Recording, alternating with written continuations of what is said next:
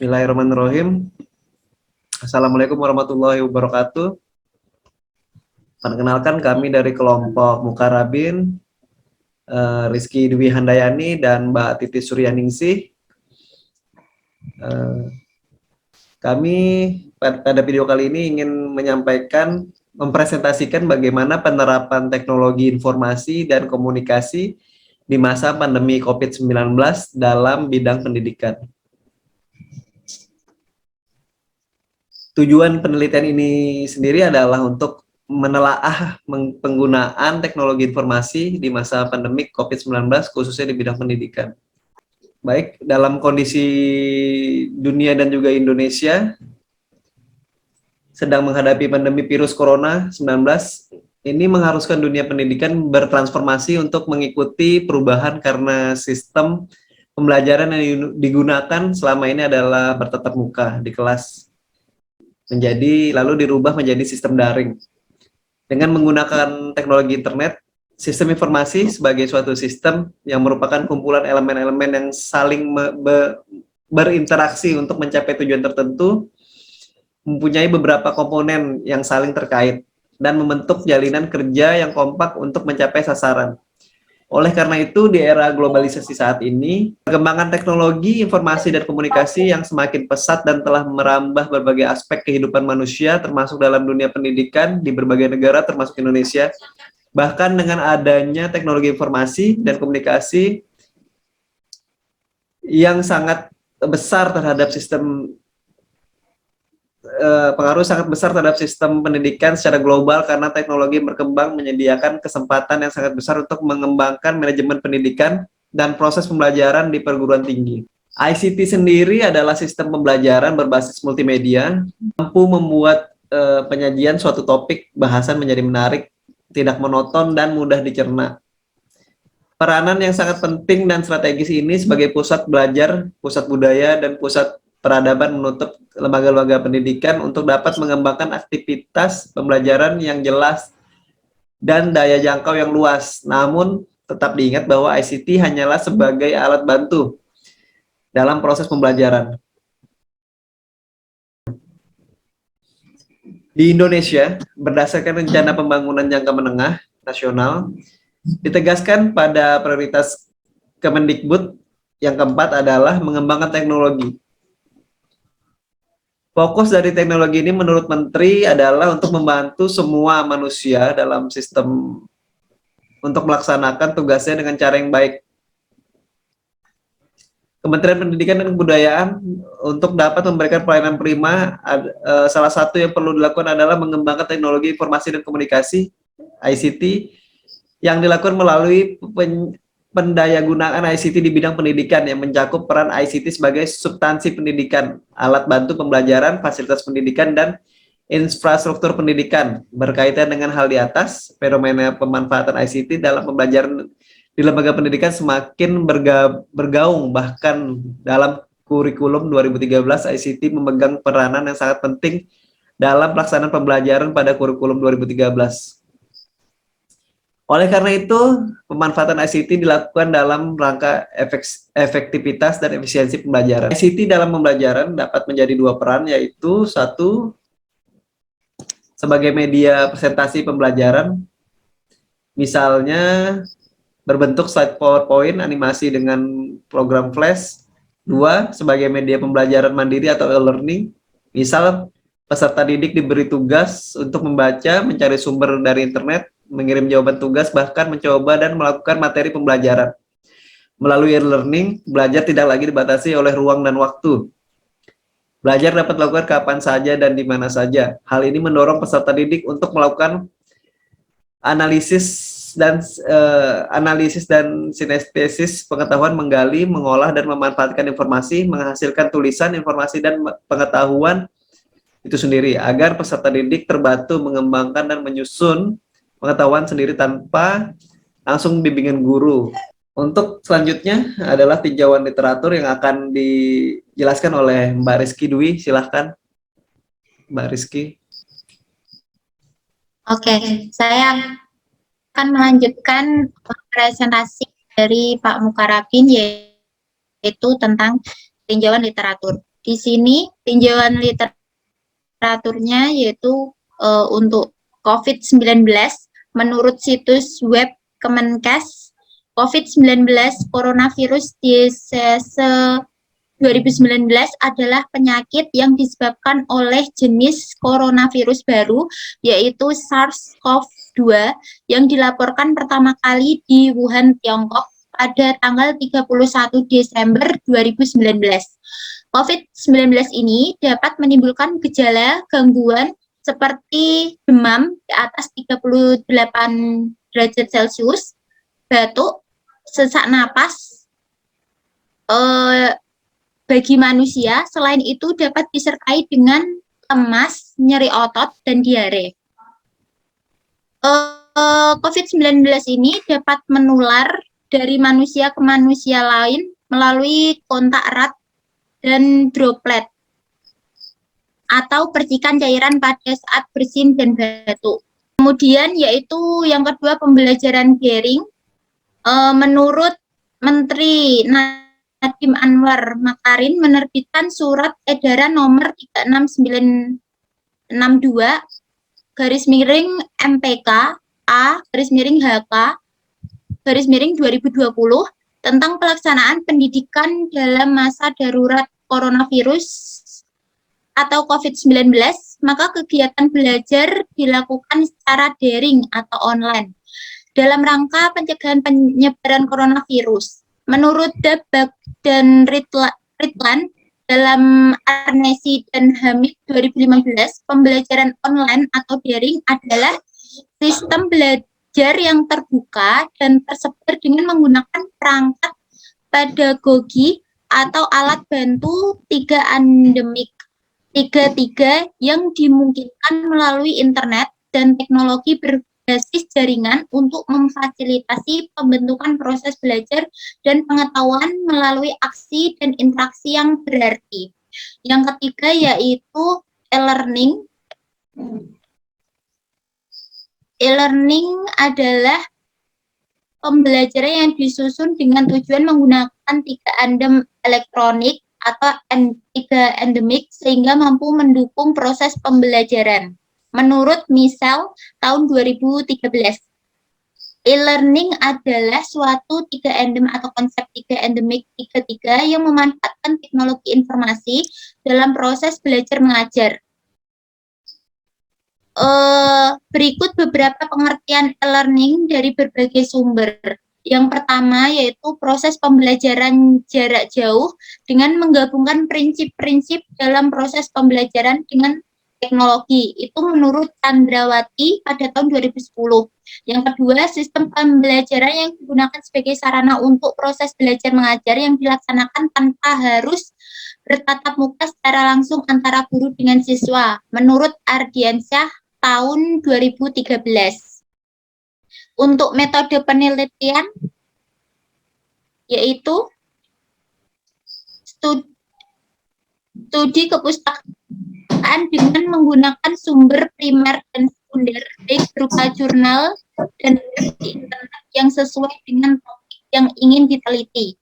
Melalui penelitian ini, penulis ingin mendapatkan informasi mengenai penerapan teknologi informasi dan komunikasi di masa pandemi COVID-19 dalam bidang pendidikan. Yang pertama kita melalui studi literatur atau penjelasan dari para ahli, kemudian kita review jurnal, kemudian menyusun jurnal untuk publikasi, kemudian dievaluasi, dan kita buat kesimpulan. Untuk hasil dan pembahasan dilanjutkan pada Mbak Titis Suryaningsih. Baik, saya akan melanjutkan presentasi dari Mbak Rizky Dwi mengenai hasil dan pembahasan. ICT literasi adalah payung besar terminologi yang mencakup seluruh peralatan teknis untuk memproses dan menyampaikan informasi. Penerapan ICT sendiri pada bidang pendidikan telah memberikan kontribusi bagi perkembangan teknologi bagi pembelajaran. Penelitian di dunia telah menunjukkan bahwa ICT dapat memimpin dalam perbaikan metode belajar pada para pelajar serta menghasilkan metode pengajaran yang lebih baik. Untuk saat ini, pembelajaran ICT sangat penting dan bahkan mengharuskan pembelajaran secara daring atau online karena adanya penyebaran virus corona yang telah menjadi wabah bencana dunia. Dampaknya juga dirasakan oleh Indonesia hingga selama 2 tahun hingga sampai saat ini karena terus munculnya varian baru dari virus corona. Sehingga tidak hanya di bidang ekonomi saja, namun juga di bidang pendidikan, sehingga mengharuskan pembelajaran secara daring untuk mencegah penularan virus corona. Menteri Pendidikan sendiri, Nadiem Karim, menindaklanjuti kebijakan pemerintah dengan menerbitkan surat edaran nomor 4 tahun 2020 tentang pelaksanaan dalam darurat penyebaran COVID-19 sebagai berikut. Yang pertama yaitu belajar dari rumah melalui pembelajaran daring atau jarak jauh dilaksanakan untuk memberikan pengalaman belajar yang bermakna bagi siswa tanpa terbebani tuntutan menuntaskan seluruh capaian kurikulum untuk kenaikan kelas maupun kelulusan. Yang kedua yaitu belajar dari rumah dapat difokuskan pada kecakapan hidup antara lain mengenai pandemi COVID-19. Aktivitas dan tugas belajar di rumah dapat bervariatif antara siswa termasuk mempertimbangkan kesenjangan akses belajar dari rumah. Bukti atau produk aktivitas belajar dari rumah diberi umpan balik yang bersifat kualitatif dan berguna dari guru tanpa diharuskan memberi skor nilai atau nilai kuantitatif.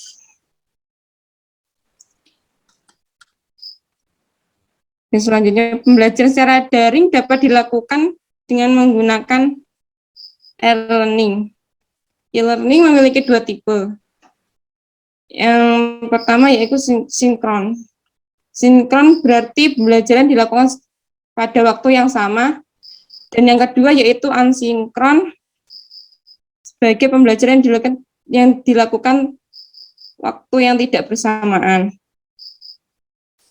Untuk tipe sinkron, aplikasi dapat menggunakan Google Classroom, aplikasi Zoom, aplikasi WhatsApp, dan untuk tipe asinkron, aplikasinya dapat menggunakan Ruang Guru, Zenius, Google Study of Education, dan Kelas Pintar. Kemendikbud sendiri memberikan kebebasan bagi tiap sekolah untuk memilih platform pembelajaran praktis bernama Rumah Belajar. Dan platform untuk membagi antara guru yang bernama program guru berbagi. Dan untuk daerah yang koneksi internetnya tidak terlalu baik, pemerintah bekerjasama dengan TVRI, stasiun televisi negara untuk menyampaikan materi pembelajaran yang ada di dalam program belajar di rumah untuk beberapa bulan. Untuk contoh penerapan pembelajaran online, ini ada contohnya yaitu menggunakan LMS. Nah, pada gambar tersebut ada icon-icon yang akan mempermudah dalam pembelajaran seperti diskusi, sistem pembelajaran, tugas, kuis, berkas, anggota. Oleh karena itu, guru dapat membagikan tugas, kuis, ataupun materi ke siswa. Pembelajaran e-learning sangat sama seperti pembelajaran secara langsung. Di LMS juga ada anggotanya dan bisa berdiskusi menggunakan form diskusi. Dan selanjutnya di bawah ini ada materi yang dapat diupload oleh guru.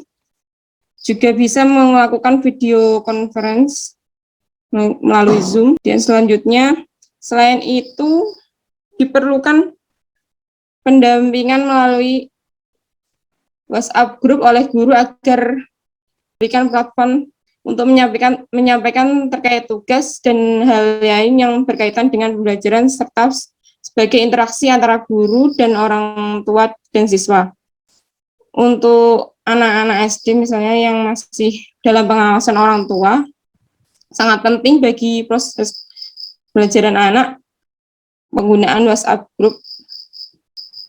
Kemudian selain itu ada kekurangan dalam penggunaan ICT dalam pembelajaran online. Yang pertama yaitu duta daerah tertinggal.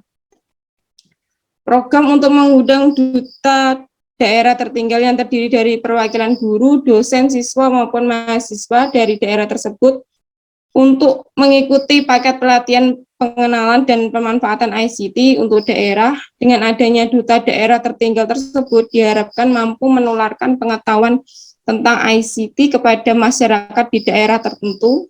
Hal ini dilakukan pada saat new normal, tetap dilaksanakan dengan mengikuti broadcast yang ada. Yang kedua yaitu mencari tahu daerah yang masih belum menerapkan ICT dan diharapkan pemerintah membuat sistem simple link dalam setiap instansi pendidikan untuk akses informasi bagi masyarakat daerah tersebut. Yang ketiga yaitu optimasi potensi ICT daerah tertinggal dan memperdayakan duta daerah tertinggal untuk memberikan ilmunya kepada masyarakat dengan reward berupa fasilitas ICT. Ini misalnya diberikan laptop atau internet gratis, dan diharapkan dapat menjadi solusi bagi pemerataan kualitas pendidikan di Indonesia dan kesenjangan pendidikan yang dirasakan oleh masyarakat Indonesia yang tinggal di daerah pelosok. Manfaat ICT. Manfaat ICT adalah untuk mengemas bahan ajar. Yang kedua yaitu untuk membangun proses manajemen pembelajaran. Yang ketiga untuk dukungan teknis dan meningkatkan pengetahuan. Dan yang keempat yaitu penggunaan media sosial online digunakan untuk interaksi, diskusi antar siswa atau siswa dengan guru. Dan selanjutnya, keuntungan dari ICT literasi sendiri adalah yang pertama yaitu ICT adalah sistem pembelajaran berbasis multimedia, teknologi yang melibatkan teks, gambar, suara, dan video, mampu membuat penyajian suatu topik bahasan menjadi menarik, tidak monoton, dan akan mudah dicerna oleh siswa. Dan yang kedua yaitu di samping itu juga dengan digunakannya ICT literasi, maka proses pembelajaran tidak terbatas dalam kelas tertutup.